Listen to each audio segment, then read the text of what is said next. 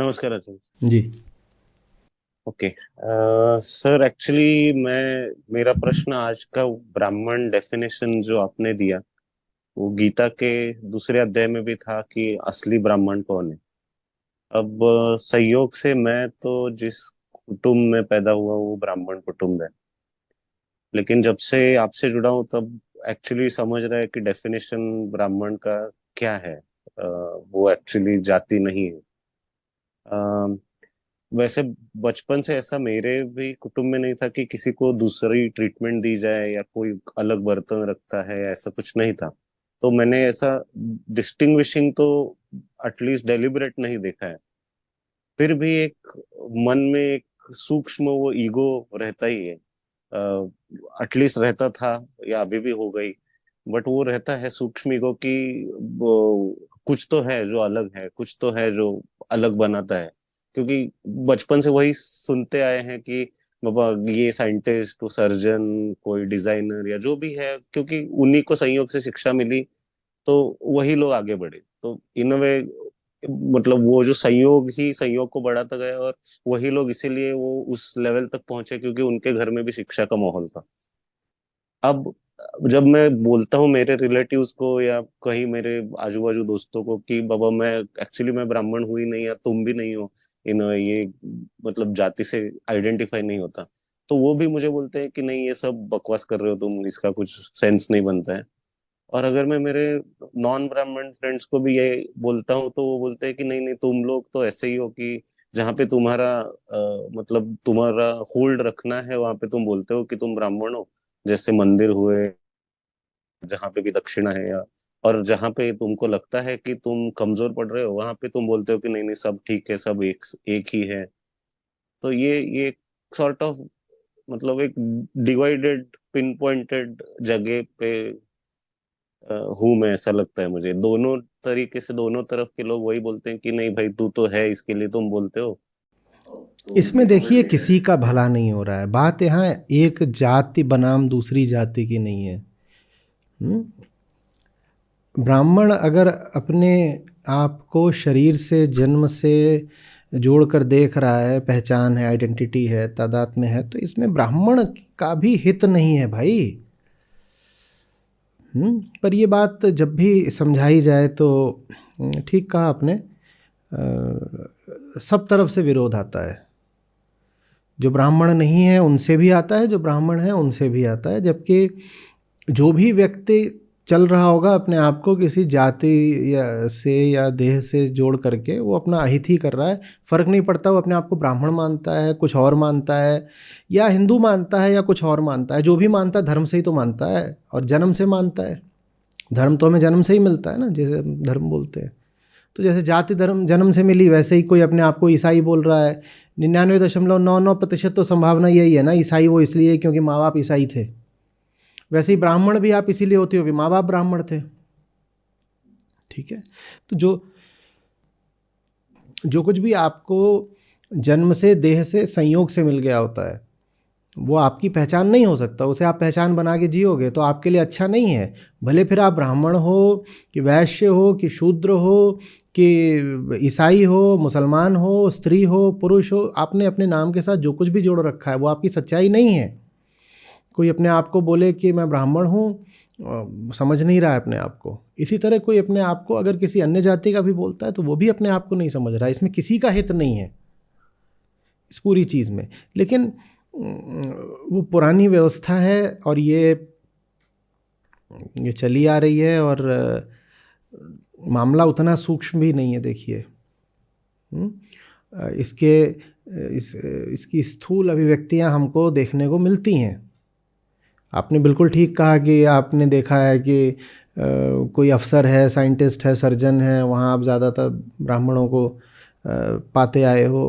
और तो इसी तरह से अगर आप और आंकड़े, डेटा इकट्ठा करोगे तो आप पाओगे कि भारत में अभी भी जाति बहुत कुछ निर्धारित कर रही है। तो मामला उतना भी छुपा हुआ या सटल नहीं है, मामला काफ़ी हद तक प्रकट है। हालांकि ये भी सही है कि लगातार पिछले कई दशकों से जो जातिगत भावना है उसमें कमी आती गई है। हालांकि उसका कारण ये नहीं है कि लोग आध्यात्मिक होते गए हैं, कि लोग आध्यात्मिक होते गए हैं तो उनका देहाभिमान, बॉडी आइडेंटिफिकेशन कम होता गया, इसलिए उनकी जातिगत भावना कम होती गई है। वो जातिगत भावना कम इसलिए हुई है क्योंकि एक तरह की पशुता आ गई है। पशुओं की भी कोई जाति नहीं होती ना, सत्य की भी कोई जाति नहीं होती, साधु की भी कोई जाति नहीं होती, और जानवर की भी तो कोई जाति नहीं होती। तो सब धर्म पीछे हटते जा रहे हैं और एक ही धर्म बचता जा रहा है जिसका नाम है लोभ, वासना, भोग। और जो भोग के लिए जीता उसको जानवर बोलते हैं, और जानवर की जात होती नहीं। तो इसलिए जाति मिटती जा रही है, पर बड़े विचित्र कारण से मिट रही है। सब एक जैसे जानवर होते जा रहे हैं। अब कौन किसकी जाति पूछेगा? कौन किसकी जाति पूछेगा? हाँ, भूखा आदमी है, दोना चाट रहा है, वो ये थोड़ी देखेगा कि वो जूठन किसका है। अब भूखा तो ऐसा लगता है कि उसकी मजबूरी है। भूखा मत मानिए कि भूखा नहीं है पर लालची है। अब या और थोड़ा सशक्त उदाहरण ले लीजिए, कोई वेश्यागमन कर रहा है तो वो वेश्या को स्पर्श कर रहा है, उसके शरीर को चाट रहा है, जाति पूछ के थोड़ी चाट रहा है। तो जब आप जानवर हो जाते हो तो जाति पीछे छूट जाती है। ठीक है, तो जाति तो हट रही है, लेकिन जाति के हटने का जो कारण है वो बहुत अच्छा नहीं है। जाति हटनी चाहिए इसलिए कि हमारी चेतना का विकास हो, और उस चेतना के विकास ने जाति को पीछे छोड़ दिया। पर चेतना का विकास ऐसा कोई विशेष होता दिख नहीं रहा है। लेकिन फिर आप ऐसे भी कह सकते हो, किसी भी वजह से हटे जाति हटे। एक विचित्र सी ये बीमारी है जो भारत को लगी हुई है, और इसने बड़ा अहित किया है भारत का। तो हटती रहे। और अन्याय भी हुआ है बहुत इसमें, देखिए। आज भी आप जैसे कह रहे थे कि मंदिर में है तो पुजारी वगैरह तो ब्राह्मण ही होगा। भारत में कितने लाख मंदिर हैं, थोड़ा गणना करिएगा, कितने लाख मंदिर हैं। और बहुत बड़े बड़े भी मंदिर हैं और छोटे मंदिर भी हैं। आप हर मंदिर से औसतन ये भी मानिए कि 5-10 लोग संबंधित हैं। वो ज़्यादातर लोग जो मंदिरों से संबंधित है वो ब्राह्मण ही हैं। इतने लाख मंदिर हैं, 10 लाख होंगे, 20 लाख होंगे, कितने लाख मंदिर हैं वो आंकड़ा आप देखिएगा, वो बिल्कुल मौजूद होगा आंकड़ा। और उन मंदिरों से जो लोग संबंधित हैं ज़्यादातर वो ब्राह्मण हैं। तो आप सोचिए कई करोड़ लोग हो गए जिनकी आजीविका मंदिरों से ही चल जा रही है। ऐसा नहीं कि वो श्रम नहीं कर रहे, ठीक है, वो भी मेहनत कर रहे हैं, मंदिर की देखभाल वगैरह कर रहे हैं, वो ठीक है। लेकिन ये सुविधा अन्य जातियों को तो नहीं उपलब्ध है ना। ये सुविधा अन्य जातियों को तो नहीं उपलब्ध है। तो उसमें अन्याय भी है, शोषण भी है, मूर्खता भी है, और सबका दमन है। अपने ब्राह्मण मित्रों से पूछिएगा, ये जाति का उपद्रव लेकर के, ढिंढोरा पीट करके सही सही बताओ तुम्हें मिल क्या रहा है। एक भीतरी श्रेष्ठता के भाव के अलावा तुम्हें क्या मिल रहा है? ये पकड़ करके खुल के जी पा रहे हो? जीवन को समझ पा रहे हो? अगर जाति को ही पकड़े रहोगे तो कभी जीवन मुक्त हो पाओगे? जहां जाति है वहां प्रेम हो सकता है क्या? अब प्रेम में बस वही प्रेम नहीं कह रहा कि आप अपनी पसंद की लड़की से शादी कर लें। आप अपने लिए खुलकर कोई मित्र भी चुन पाओगे क्या अगर आप जाति ही पकड़े बैठे हो? तो नहीं, वो सब कॉन्शियस में हमेशा रहे। पूर्वाग्रह होते हैं, बिल्कुल ठीक बोला, हमें पता भी नहीं चलता, और भीतर पूर्वाग्रह होते हैं जो हमारे निर्णयों को तरह तरह से प्रभावित कर रहे होते हैं। तो आप कोई भी निर्णय जीवन में सही नहीं ले पाओगे अगर आप ये जाति जाति ऐसे खेलते रहते हो तो। ठीक है, तो जाति हटे, बहुत अच्छी बात है। और ज़्यादा अच्छी बात है अगर जाति सही कारण से हटे। सही कारण ये है कि हमारा जो देहाभिमान है, बॉडी आइडेंटिफिकेशन है, वही पीछे हटे। अगर उस कारण से जाति हटती है तो कहीं बेहतर होगा। चेतना का विकास, मन की सफाई, जीवन का उत्थान, ये जैसे जैसे आता है वैसे वैसे व्यक्ति इस प्रकार की मूर्खताओं से स्वयं ही दूर चला जाता है। जिसमें सांप्रदायिकता, जातिवाद, क्षेत्रवाद, भाषावाद, जितने तरीकों से हम अपने आप को बांट सकते हैं बांट के रखते हैं ना। कोई एक जाति थोड़ी तरीका है, 50 और तरीके हैं। मैं तुझसे भिन्न हूँ क्योंकि मेरे पास तुझसे ज़्यादा पैसा है, मैं तुझसे श्रेष्ठ हूँ क्योंकि मेरे पास तुझसे ज़्यादा ज्ञान है, मैं तुझसे बेहतर हूँ क्योंकि मेरा पासपोर्ट तेरे पासपोर्ट से अलग है। तो जैसे जैसे आदमी का मन बेहतर होता जाता है, उसकी चेतना साफ होती जाती है, वैसे वैसे वो इन सब बांटने वाली चीज़ों से, इन विभाजनकारी पहचानों से अपने आप को मुक्त करता जाता है। सर एक और मतलब जोड़ के प्रश्न है, अब इसमें रिफॉर्म्स भी अगर, मतलब मैं मेरे तल पे तो ये पूछ नहीं सकता हूँ क्योंकि मैं क्या पता करूंगा कि नहीं करूंगा, बट जैसे एक for example we are Ambedkar ने जो रिफॉर्मिस्ट, लेकिन वो एंगर ड्रिवन रिफॉर्म्स थे ऐसा लगता है मुझे। तो वो कंस्ट्रक्टिव, पता नहीं वो कितने तरीके से कंस्ट्रक्टिव है, था कंस्ट्रक्टिव, क्योंकि कुछ लोगों को तो उसने ऊपर खींचा होगा फॉर श्योर। बहुत लोगों को ऊपर खींचा है। और दूसरी बात, आप क्या उम्मीद करते हो?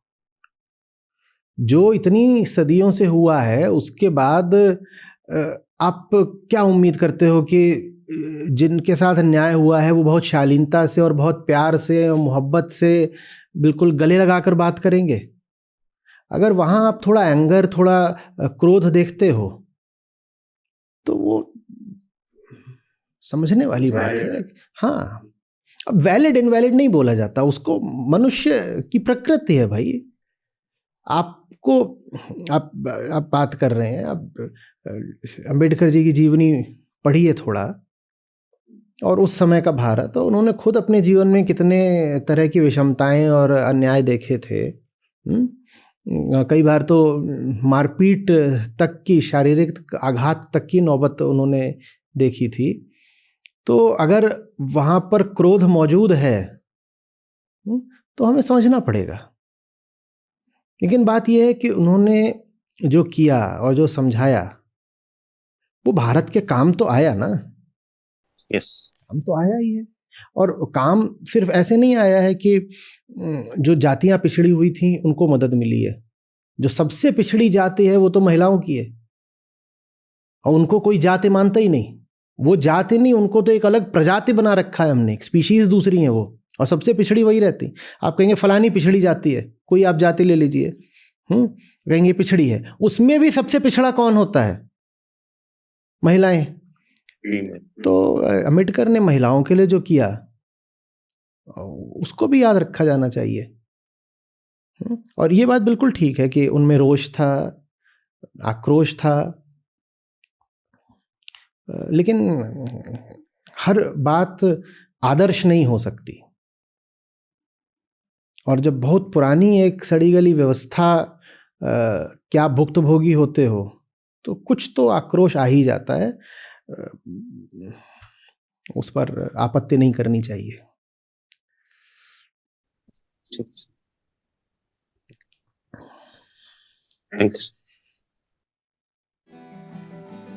जाति न पूछो साधु की, पूछ लीजिए ज्ञान।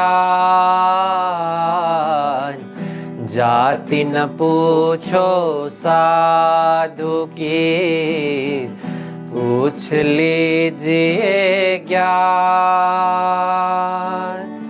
मोल करो तलवार का, पड़ी रहन दो म्यान रे साधो, पड़ी रहन दो म्यान। जाति न पूछो साधु की, पूछ लीजिए ज्ञान। जाति न पूछो साधु की, पूछ लीजिए ज्ञान। मोल करो तलवार का, पड़ी रहन दो म्यान रे साधो, पड़ी रहन द्यो म्यार।